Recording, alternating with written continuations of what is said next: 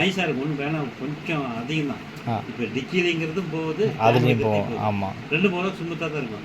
அந்த ஸ்க்ரூ வந்து நீ கொஞ்சம் டைட் பண்ணி ஓகே ஏர் ஸ்க்ரூ பண்ணிட்டு, ஆமாம் ஏர் ஸ்க்ரூ பெட்ரோல் உள்ளே போகலாம்.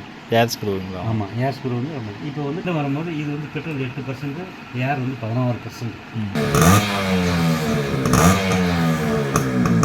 கொஞ்சம் அதை அடைச்சி போகிறது எதனாலங்க? இப்போ இதுதான் கம்மியாக இப்போ கார்பெட்டர் அட்ஜஸ்ட் பண்ணிட்டேன். சரி இப்போலாம் அடைக்காதீங்கன்னு ஓட்டி பார்த்துருவோம். அப்புறம் சரி இதை போட்டுருங்க, எனக்கு ஓகே.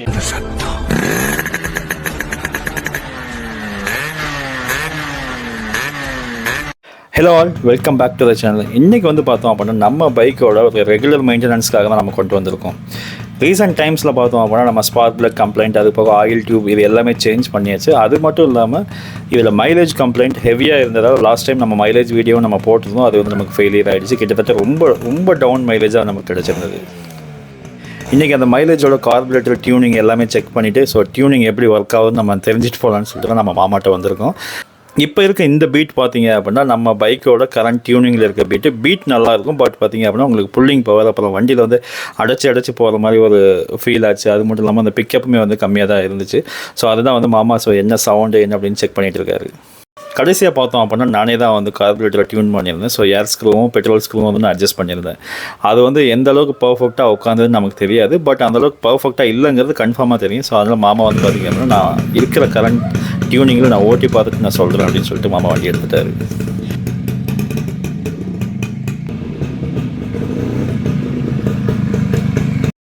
கடைசியாக இருந்த ஒரு கம்ப்ளைண்ட் பார்த்தோம் அப்படின்னா நமக்கு ஆயில் டியூப் கட் ஆனப்போ நமக்கு அந்த சவுண்டு வந்து ரொம்ப ராஸ் சவுண்டாகவும் இன்ஜின் வந்து நல்லாவே பிடிச்சி போகிற மாதிரியே இருந்தது.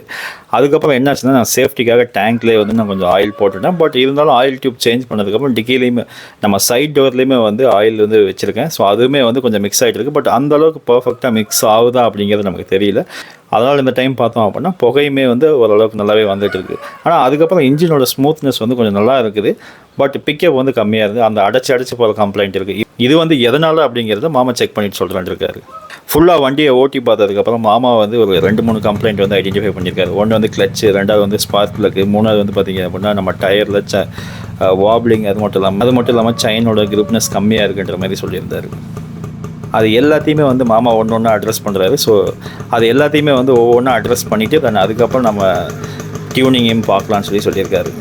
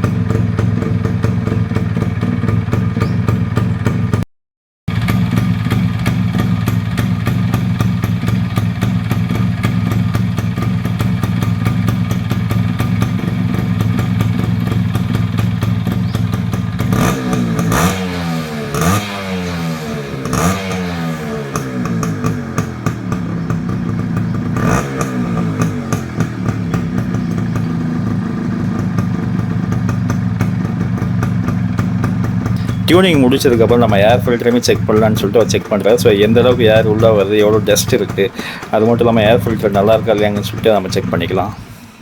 கார்பரேட்டர் ஃபைன் டியூன் பண்ணும்போது பெட்ரோல் எந்த அளவுக்கு இம்பார்ட்டனோ அதே மாதிரி ஏர் எந்த அளவுக்கு உள்ளே வருது, ஸோ என்ன ரேஷியோவில் உள்ளே வருதுங்கிறது ரொம்ப முக்கியம். ஸோ அதுக்காக ஏர் ஃபில்டரிங் கண்டிஷனாக ஒரு செக் பண்ணிக்கிட்டு பெட்டராக இருக்கும்.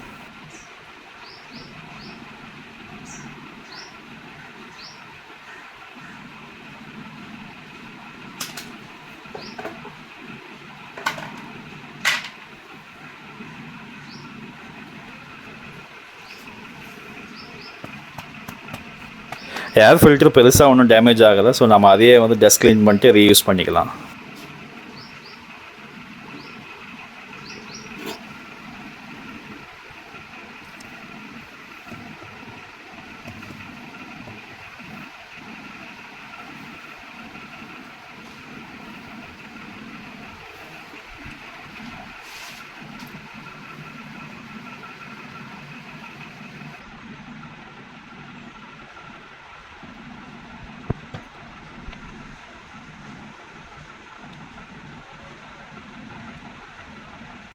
இப்போ வந்து கிளச்சோட அட்ஜஸ்ட்மெண்ட் போயிட்டு இருக்குது. நம்ம ஃபுல்லாக கிளச்சை பிடிச்சி நம்ம ரிலீஸ் பண்ணும்போது நமக்கு அதோட ஃபுல் பவர் வந்து கரெக்டாக இருக்கணுங்கிறத அதோட அட்ஜஸ்ட்மெண்ட் எப்பயுமே நம்ம செக் பண்ணிக்கிறது நல்லது. ஸோ எவ்ரி சர்வீஸில் வந்து நமக்கு கிளச்சோட அட்ஜஸ்ட்மெண்ட் வந்து செக் பண்ணிக்கலாம்.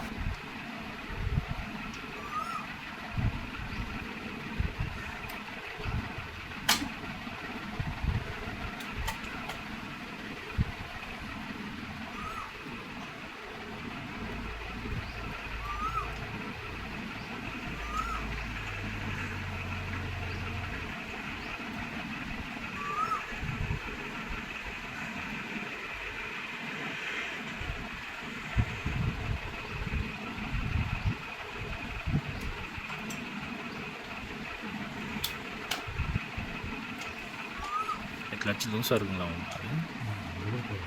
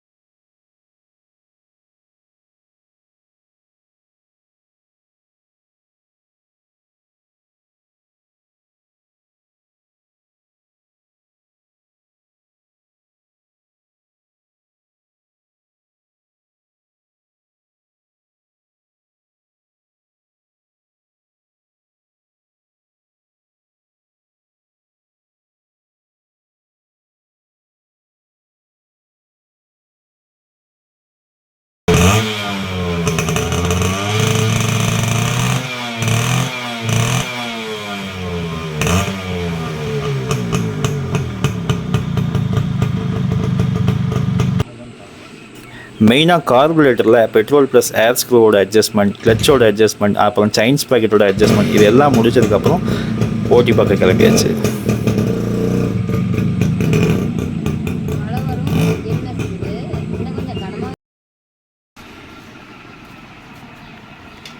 இது வந்து ஆயில் யூஸ் பண்ணும். ஆயிலிங்னா இந்த கார்பரேட்டர் ஸ்லைட் இருக்குதுல்ல, ஆமாம், அதை மேலே ஏற்றிக்கலாம் இறக்கலாம். வண்டி வந்து இப்போ இந்த ஸ்க்ரூ வந்து டைட் பண்ண ரேஸ் ஆகும். ஓகே. லூஸ் பண்ணிங்கன்னா ஸ்லோவில் ஓடும். இது வந்து அந்த அதுக்கு மட்டுமே அது. ஓகே. இது வந்து எப்படின்னா 8% பெட்ரோல் போகும். அந்த ஸ்க்ரூ இந்த ஸ்க்ரூ இருக்குன்னா இந்த மைலேஜ் அட்ஜஸ்ட்மெண்ட், ஏர் அட்ஜஸ்ட்மெண்ட், ஓகே, பெட்ரோல் அட்ஜஸ்ட் எல்லாம் 3 அது தான் வரும். ஓகே. இப்போ பெட்ரோல் வந்து பாருங்க இங்கே இறங்குதா, இப்படி இறங்குது. ஆமாம். இதை கலக்கக்கூடிய இடம் வந்து காற்று இங்கேருந்து வருது. ஓகே. இது ரெண்டும் வரும்போது இது வந்து பெட்ரோல் 8%, ஏர் வந்து 16%. இதை கலக்க வேண்டிய இடம் வந்து இந்த இடத்துல தான் கலந்து உள்ளே போகும்.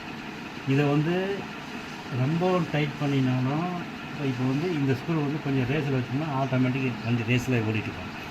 இதை வந்து லூஸ் வச்சோம்னா ஸ்லோ ஸ்பீடு வரும், டைட் வச்சோம்னா ரேஸ் வரும். இப்போ இது எதுக்கு நம்ம உள்ளே எவ்வளோ இருக்குதுன்னு யாருக்குமே தெரியாது.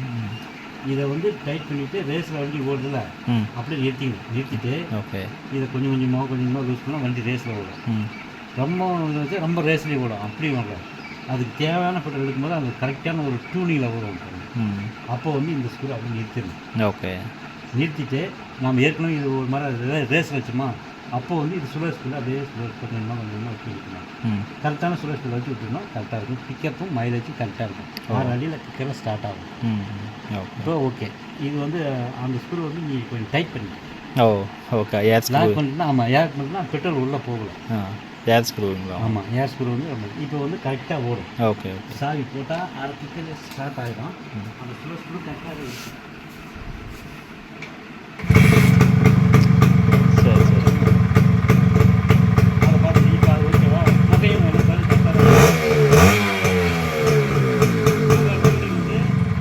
கரெக்டாக இருக்குது. ஆனால் நீ பெட்ரோல்லையும் போட்டிருக்கிற 2 ஆயிலும் இப்போ மிக்ஸ் பண்ணிட்டு போதும். ஆமாம் கொஞ்சம் போகுது. இப்போ போதும். இப்போ இந்த அட்ஜஸ்ட்மெண்ட்டுக்கு இது கரெக்டாக இருக்குது. ஓகே இந்த பெட்ரோல் முடிஞ்சிச்சு அப்படியே ஓட்டுப்பார். அப்போ தான் உங்களுக்கு வந்து டிஃபரன்ஸ் தெரியும். இப்போ நைஸாக இருக்கும். ஒன்றும் வேணாம், கொஞ்சம் அதிகம் தான்.